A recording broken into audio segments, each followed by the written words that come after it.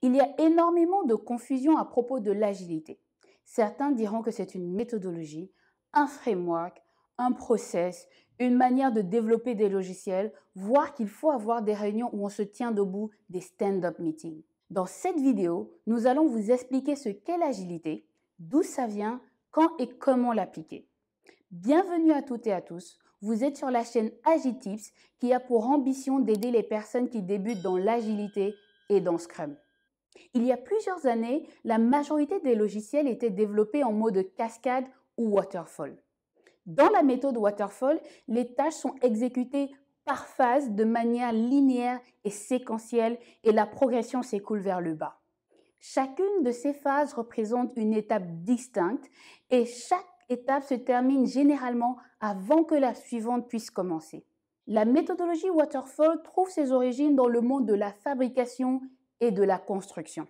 Le terme waterfall est apparu en 1976. La réussite d'un projet était basée sur le fait de respecter le délai, le temps, le coût et la qualité, et bien souvent, cela n'arrivait pas. Ensuite, nous sommes passés à un monde de volatilité, d'ambiguïté, complexité et d'incertitude. Et les projets qui réussissaient, c'est-à-dire qui validaient budget, temps, coût et qualité, se faisaient de plus en plus rares. C'est dans ce contexte que 17 experts du développement logiciel se sont retrouvés à Utah pour discuter ensemble de l'amélioration du processus de développement logiciel tel qu'il existait jusqu'alors.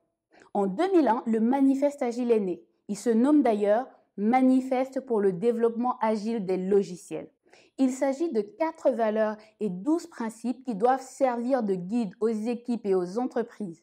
Il n'y a pas d'étape ou de processus. Par conséquent, il ne s'agit pas d'une méthode, mais d'un état d'esprit. Les 4 valeurs sont les individus et leurs interactions plus que les processus et les outils. Des logiciels opérationnels plus qu'une documentation exhaustive. La collaboration avec les clients plus que la négociation contractuelle. L'adaptation au changement plus que le suivi d'un plan. Le point d'attention doit être fait sur le « plus que ».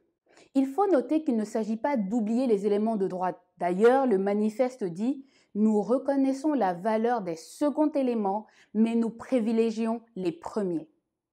Pour soutenir ces valeurs, nous avons les 12 principes sous-jacents. La satisfaction client, embrasser le changement, la vitesse de livraison, la collaboration, l'autonomie, communication efficace, les bonnes mesures, rythme constant, excellence technique, simplicité, auto-organisation, amélioration continue.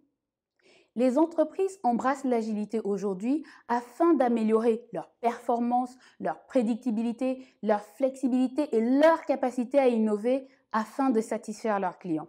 Le mindset agile s'est exporté en dehors du monde du développement logiciel et est de plus en plus appliqué dans les autres domaines.